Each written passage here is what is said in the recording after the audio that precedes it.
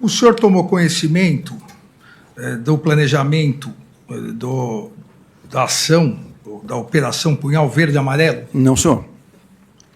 Quando que o senhor ficou sabendo dela? Eu fiquei sabendo pela imprensa, no dia da prisão dos militares.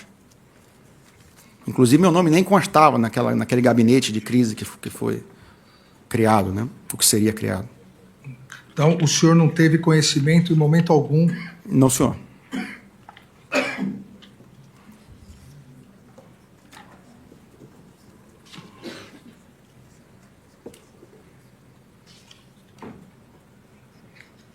O senhor sabe de onde veio esse dinheiro? Não, senhor. Oh.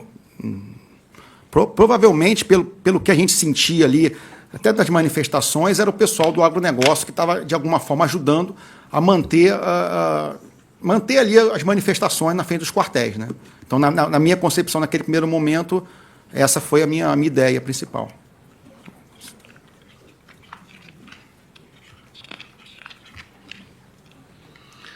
Ok.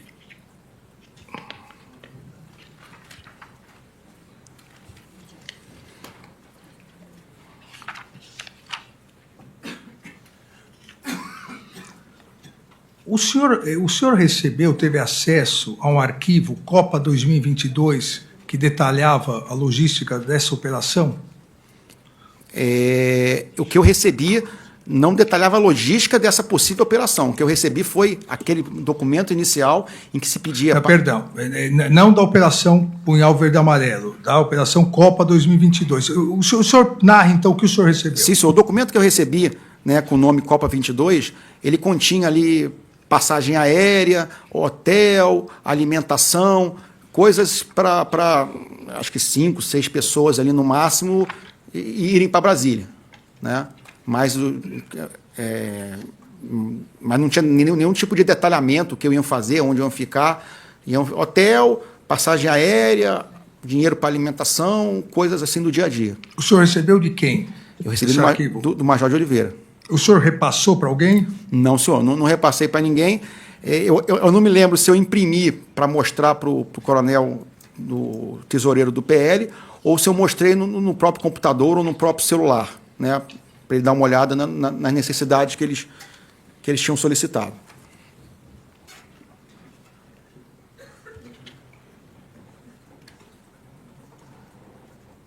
Ainda em relação a esse final de ano, o senhor tomou conhecimento que houve por parte do então presidente, o Jair Messias Bolsonaro, ordem de monitoramento do relator dessa ação penal, ou seja, do meu monitoramento? Ministro, o único momento que o presidente pediu alguma informação do senhor foi já no final do ano, em que ele recebeu uma informação que, teoricamente, o general Mourão estaria se encontrando com o senhor em São Paulo. Então, ele queria confirmar se essa reunião teria acontecido. Mas porque quando fala monitoramento, né, para a gente já visualiza um monitoramento constante, né? Isso nunca teve essa ordem, nem essa determinação. Agora, o senhor, no seu depoimento do dia 21 de novembro, diz que já tinha ciência do monitoramento antes, não determinado pelo presidente da República, mas que quem estaria realizando era o coronel Câmara. O senhor pode dizer sobre isso? Porque esse pedido, né, por várias vezes, o presidente recebia algumas informações que aliados políticos estariam se encontrando com adversários políticos. Então, foi comum, algumas vezes, no meio do mandato, a gente verificar se isso era verdade ou não. Só que não tinha nenhuma análise de inteligência. A gente, às vezes, perguntava para a Força Aérea, ou próprio via agenda do ministro, ou ligava para um secretário executivo para ver como é que estava essa mobilidade, né? Então, por isso que não chamou muita atenção esse último pedido do presidente já no final do ano, porque seguiu o mesmo padrão. E como, naquele momento, toda a estrutura presidencial ela já estava, como é que eu vou dizer, desativada, né? Gabinetes, tudo, né? Então, quem a gente tinha o maior contato, que trabalhava um pouco com isso, era o coronel Câmara. Então, foi por isso que eu fui pedir para ele. Esse foi não o monitoramento pedido pelo presidente. Foram duas vezes, né? Isso. Uma vez, quem pediu foi o de Oliveira, Que foi no dia 16. Que foi no dia 16, eu acho. No dia 16 de dezembro, quem pediu o meu monitoramento foi o Major de Oliveira. Major de Oliveira. Isso. E o senhor fez como? Eu perguntei para o coronel Câmara. As duas vezes que pediram para saber qual a localização. E o segundo monitoramento foi em que dia, o senhor se recorda? Já foi final do ano, foi ali nos últimos dias do ano. Né? Foi nos últimos dias do ano. Foi aquela brincadeira que o coronel Câmara fez da professora, onde está a professora. E aí foi o pedido do presidente. Então, o presidente, o senhor também passou para o coronel Câmara. Sim, senhor. Certo.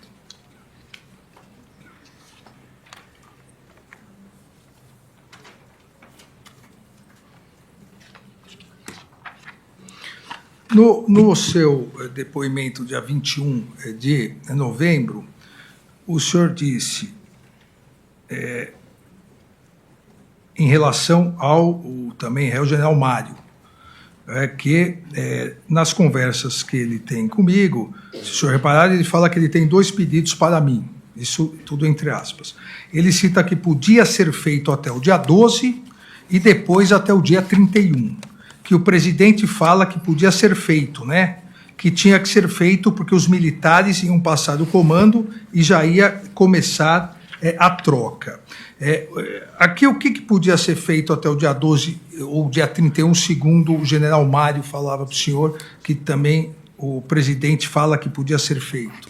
Porque tinha-se uma pressão grande, se os generais que estavam, né, o general Freire Gomes, não fosse fazer nada, que uma alternativa seria trocar os comandantes para que o próximo comandante do Exército assinasse ou tomasse uma medida mais dura e radical.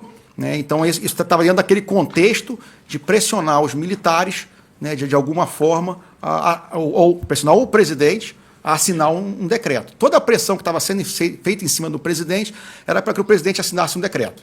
Né, aí eu só não consigo dizer qual decreto, porque parece que tem vários ali, né, qual decreto, mas que ele assinasse um decreto que determinasse uma ação militar, ou estado de defesa, estado de sítio. Né. E, mais uma vez, eu só complemento, por favor, que, mais uma vez, eu falei para o general Mário, né, concordei, tinha que ser até o dia 12, mas que, com certeza, nada vai acontecer. Né. E o outro pedido do general Mário foi com relação aos caminhões. Né, parecia que o pessoal estava prendendo os caminhões, né, e ele queria que o Exército não deixasse ou ajudasse de alguma forma os caminhoneiros. Indagado por mim, nesse depoimento do dia 21, sobre essa contradição, o senhor diz que quem teria conhecimento da Operação Punhal Verde e Amarelo seria o general Braga Neto, que os generais Paulo Sérgio e general Ramos não tinham esse conhecimento. E diz, quem estava realmente era o general, era o general Braga Neto. Sim, só que quem participou da reunião junto com os 2 militares foi o general Braga Neto. Mas realmente eu não posso afirmar que ele tomou ciência ou que foi apresentado para ele ou que ele tomou conhecimento de todo o planejamento que pudesse ter sido feito. Certo.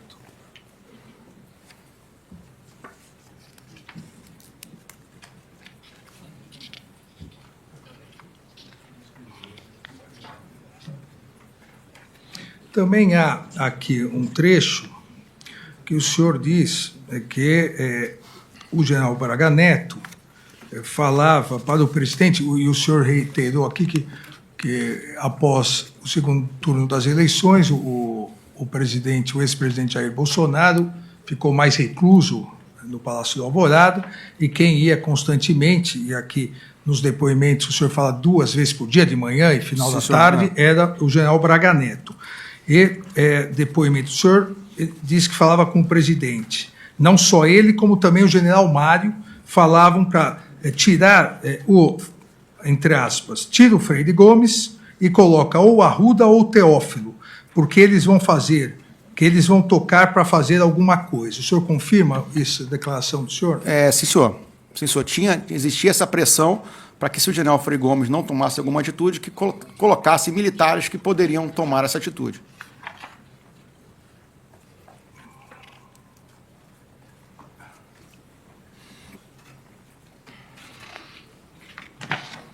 que o senhor já respondeu.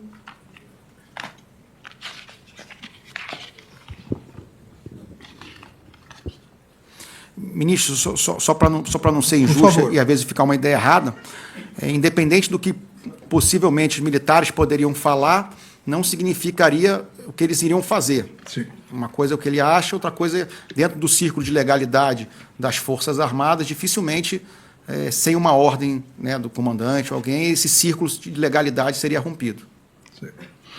O senhor também coloca que havia discussões nesse período, o senhor falou da discussão em relação ao decreto, considerando, mas que também havia discussões, abre aspas, sobre a necessidade de ações que mobilizassem as massas populares e gerassem caos social, permitindo assim que o presidente assinasse estado de defesa, estado de sítio ou algo semelhante. Fecha aspas. O senhor confirma essa declaração? Sim, senhor. E quem conversava sobre isso? Ministros, tanto naquela conversa da casa do general Braga Neto, né, o teor das conversas era um pouco nesse sentido, e também nos grupos de WhatsApp. Por isso que eu digo para o senhor que às vezes a gente não sabia distinguir o que seria real e o que seria bravata de conversa de grupo de WhatsApp. Né? Mas a toada das conversações era um pouco nesse sentido. De alguma forma, pressionar os comandantes, né, a tomar uma medida, tomar uma decisão.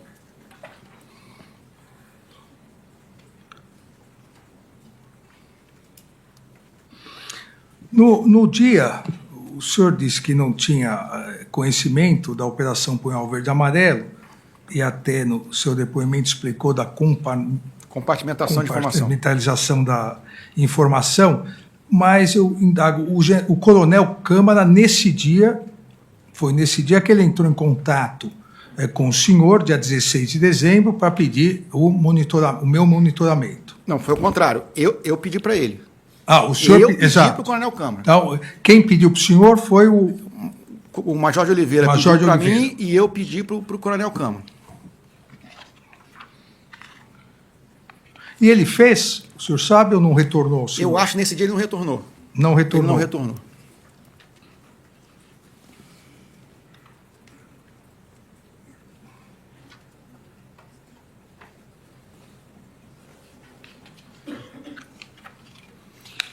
Inclusive, se eu não me engano, esse dia eu nem estava em Brasília. Esse dia eu estava no interior de São Paulo, interior de Campinas, ali na cidade de Itatiba.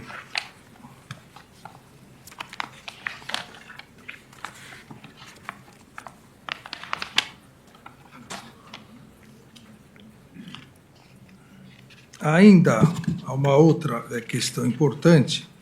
Aqui no dia que foi dito pelo senhor no seu depoimento, do dia 21 de novembro, que no dia 8 de dezembro o general Mário Fernandes indicou que conversou pessoalmente com o presidente Jair Bolsonaro.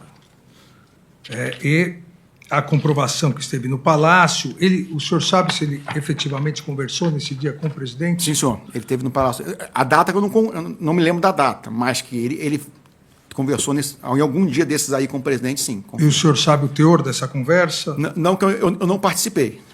Eu não participei.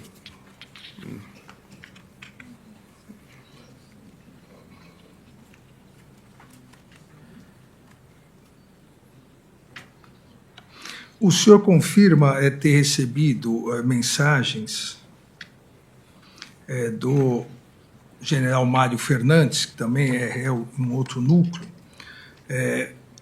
duas mensagens, mas uma que me parece mais importante, abre aspas, também nesse dia 8 em que ele esteve com o presidente, conforme consta nos autos por documento da entrada no Palácio.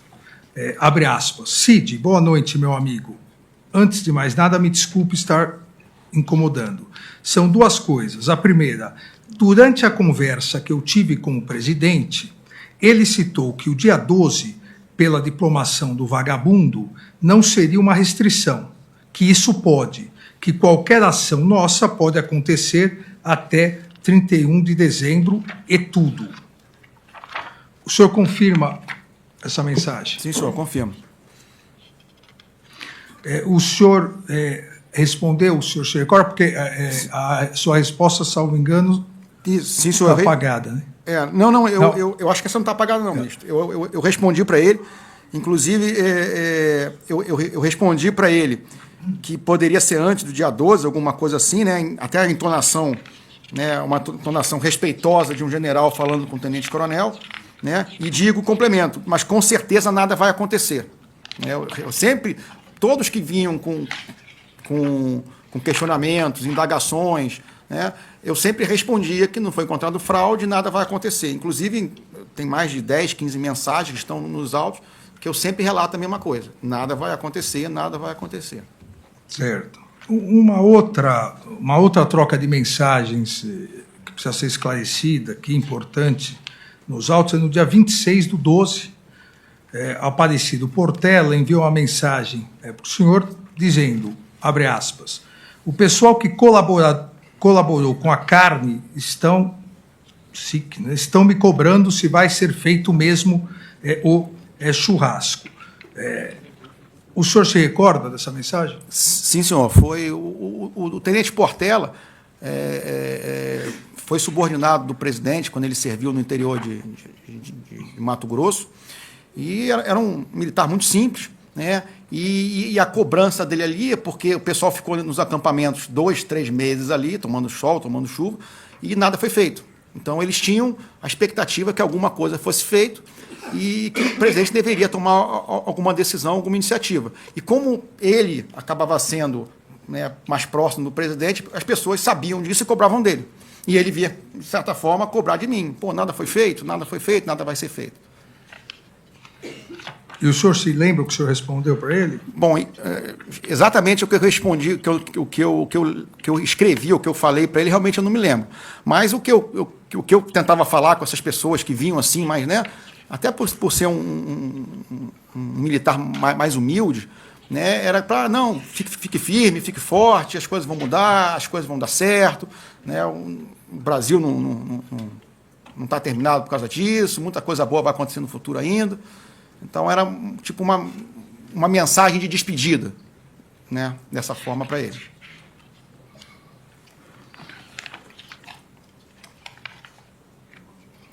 Uma última indagação, por enquanto.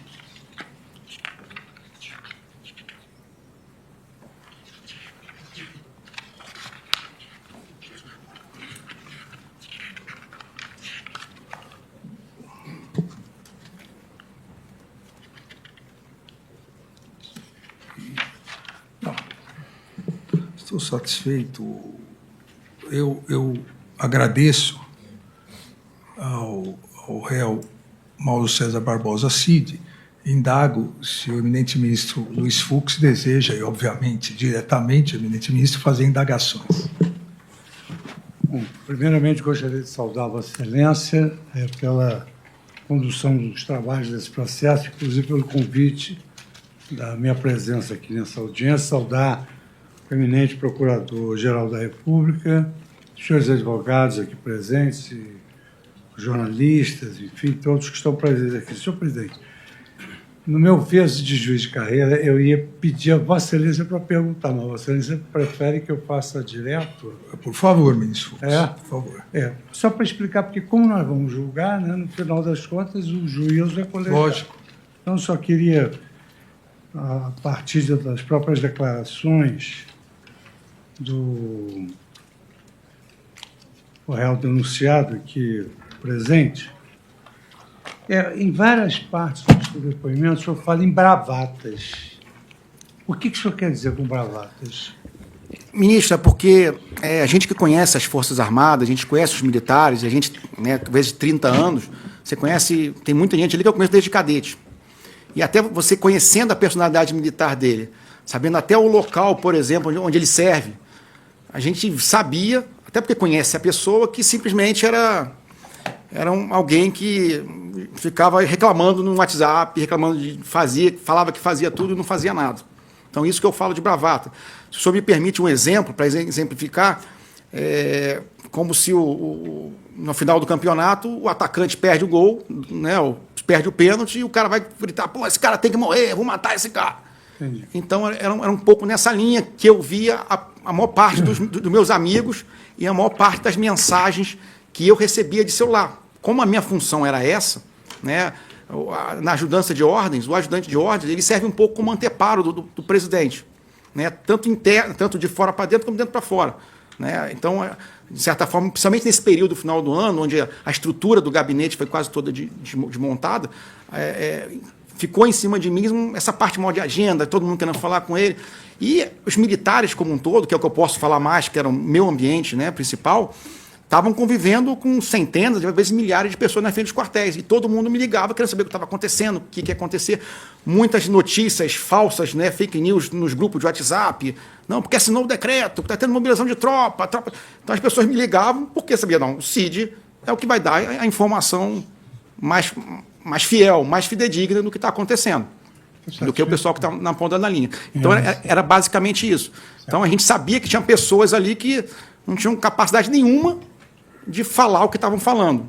Tanto de alguns denunciados, como de fora também, que não está relacionado em lugar nenhum. Sua Excelência, o ministro Alexandre me concedeu todos os vídeos, áudios, em que eu tive a oportunidade de ouvir.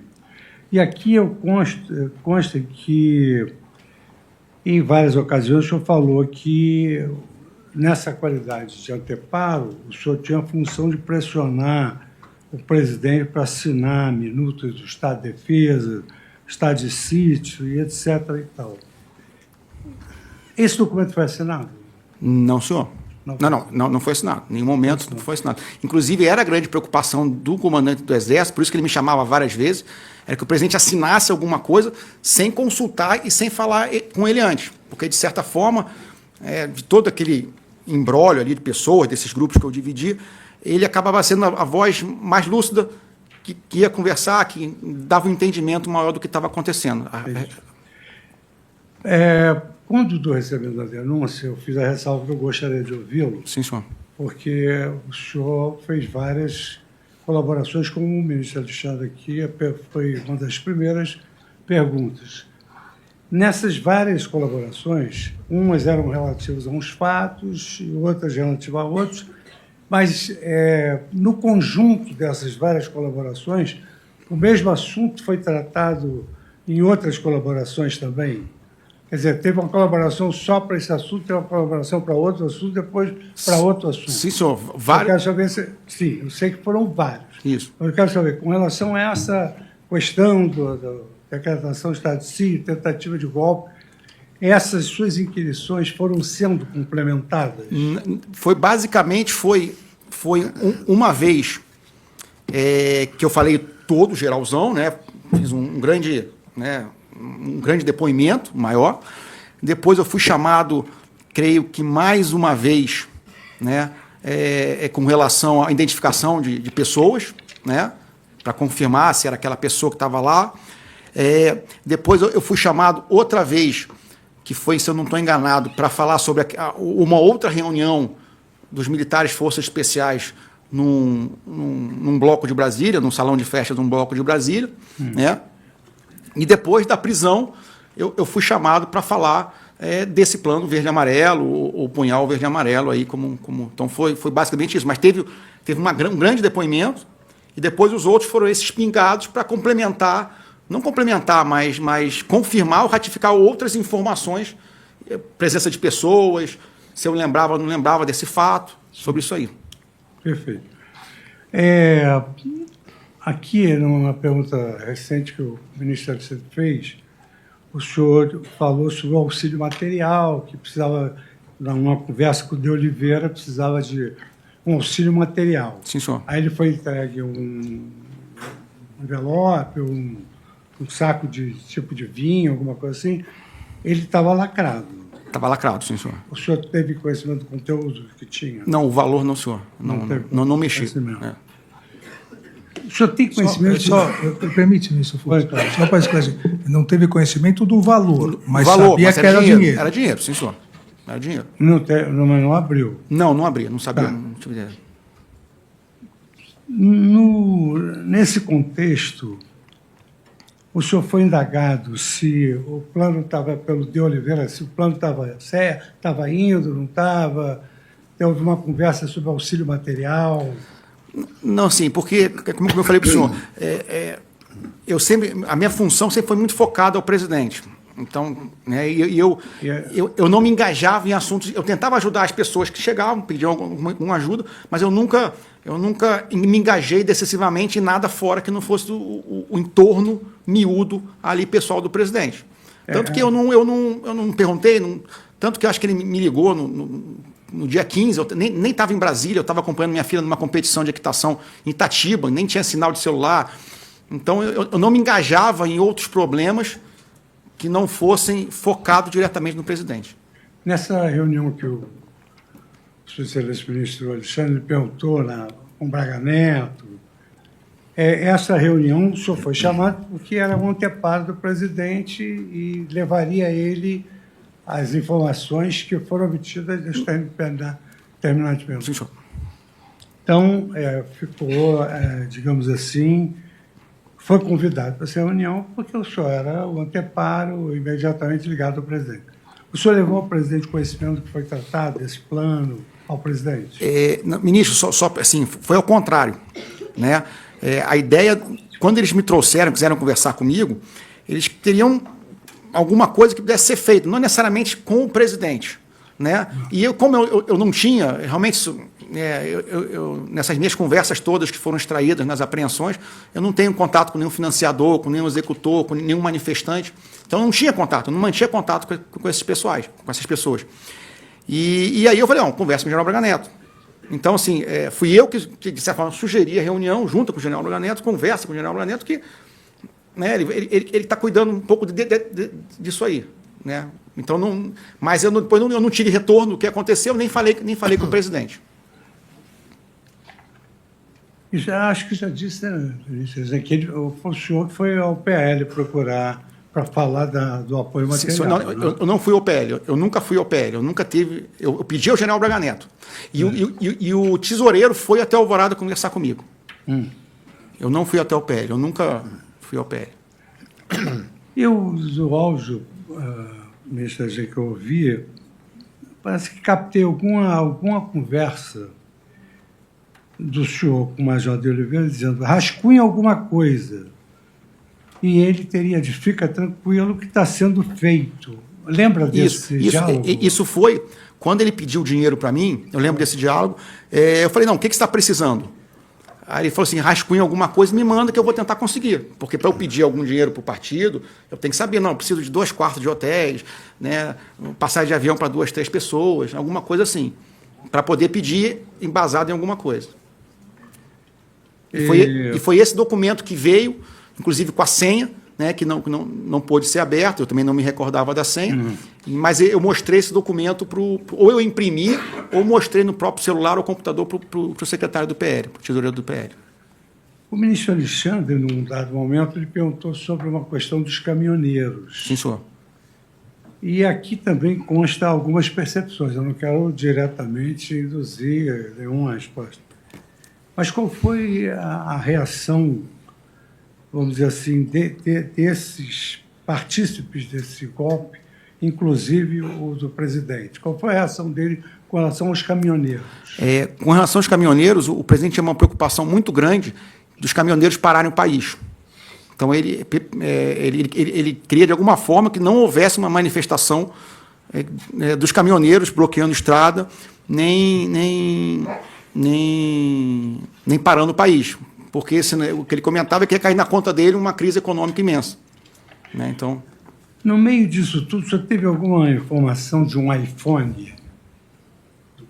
Da compra de um iPhone, alguma coisa assim? Da compra de um iPhone?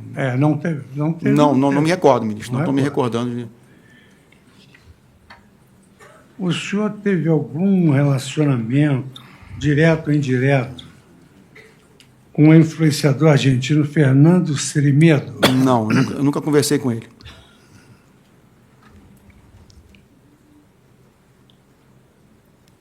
Como eu falei anteriormente, eu sabia o que estava acontecendo, mas eu não mantinha contatos externos que não fossem de interesse do presidente. Né? participou de alguma forma, direta ou indireta, da elaboração de minutas? Não, senhor. Não. Não, senhor.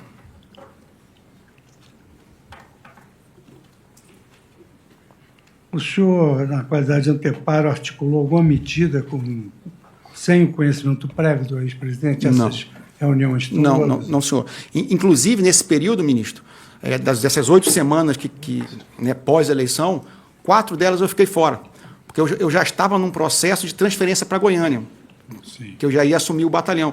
Tanto que foi um período que já estava uma desmobilização, a ajudância de ordem sendo desmobilizada, e eu passei praticamente 3 semanas, né, em competições com minha filha pelo Brasil, que era uma coisa que eu não consegui fazer nos 4 primeiros anos, nos 4 anos de mandato. Nos áudios que eu ouvi, por fim, eu ouvi a sua menção que algumas ações que o senhor descreve como preparatórias foram de sua própria iniciativa. Não, desconheço essas mensagens. Onde estão, eu posso procurar e relatar para o senhor, mas assim, eu nunca tive nenhum tipo de preparação que eu fizesse ou que eu fazia. Quem tinha diretamente relação com as pessoas que estavam nos quartéis? Ministro, esse é o grande ponto. A gente nunca manteve contato, né, o miolo da presidência, com nenhuma liderança, nenhum financiador. A gente sabia o que estava acontecendo, né, as próprias mídias sociais, né, tudo, a gente sabia, mas o núcleo interno ali, a gente não mantinha contato com ninguém. Quem trazia as informações atualizadas do que estava acontecendo era o general Braga Neto. Mas também eu não sei dizer quem eram os contatos que ele mantinha ou em que nível. Presidente, Vossa Excelência, o ministro Alexandre perguntou a saciedade, não sobrou nada. Eu ouvi, eu agradeço a Vossa Excelência que me passou todo o material e acho que Vossa Excelência largou tudo quanto era necessário para um integrante da turma ouvir para poder julgar. Muito obrigado. Agradeço, ministro Fux, não só pelas questões, mas pela presença também, que é muito importante aqui nessa audiência. Agora, então, daremos sequência inicialmente ao Procurador-Geral da República, depois ao advogado do réu colaborador e depois seguiremos por ordem alfabética. Passo a palavra ao doutor Paulo Gonet, Procurador-Geral, lembrando que as perguntas agora são feitas por intermédio do relator.